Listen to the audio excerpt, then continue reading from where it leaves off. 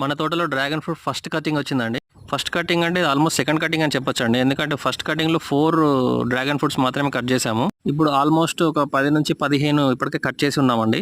Dragon fruit చెట్లు పెట్టిన 7 నెలలలోనే మనకు కాయలు వస్తున్నాయంటే చాలా హ్యాపీగా ఉందండి. మీరు సెలెక్ట్ చేసుకునే తల్లి మొక్క అంటే సీడ్ మీరు ఎక్కడి నుంచి అయితే తెచ్చుకుంటారో ఆ దాన్ని బట్టే మీ ఇన్కమ్ అనేది ఉంటుందండి. తక్కువ ధరకే మొక్కలు ఇస్తున్నారు, డబ్బులు సేవ్ చేద్దామని చెప్పేసి సీడ్ ఎక్కడ పడితే అక్కడ తెచ్చుకుంటే మాత్రం 2 సంవత్సరాల వరకు వెయిట్ చేసే అవకాశం ఉంటుందండి. తక్కువ కాలంలోనే దిగుబడి రావాలి అంటే మాత్రం కొంచెం ధర ఎక్కువైనా మంచిదేనండి. మదర్ సీడ్ మంచిగా సెలెక్ట్ చేసుకోండి.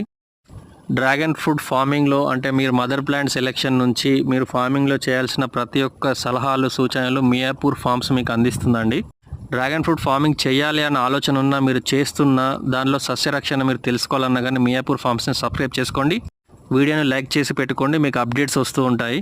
పంట పెట్టిన 7 నెలలలోనే మనం దిగుబడి తీస్తున్నామండి. ఈ విధంగా దిగుబడి తీసిన ఎవరైనా డ్రాగన్ ఫ్రూట్ రైతులు ఉంటే కమెంట్ చేయండి. నాకు తెలిసి సంవత్సరంన్నర 2 సంవత్సరాల తర్వాత మాత్రమే దిగుబడి తీసిన వాళ్ళు ఉన్నారండి. 7 నెలలలోనే మనకు పంట దిగుబడి వస్తుంది.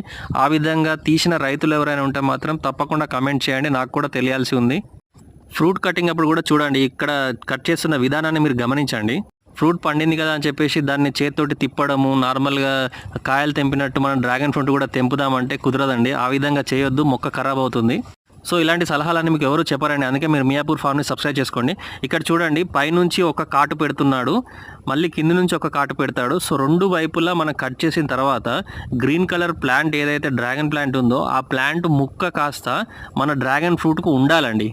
మనం పండు తెంపుతున్నప్పుడు గ్రీన్ కలర్ ప్లాంట్ కూడా కాస్త కట్ చేసి తెంపాలండి. వీడియో సరిగా కనిపించలేదు కదా, మొదటి నుంచి చూడండి.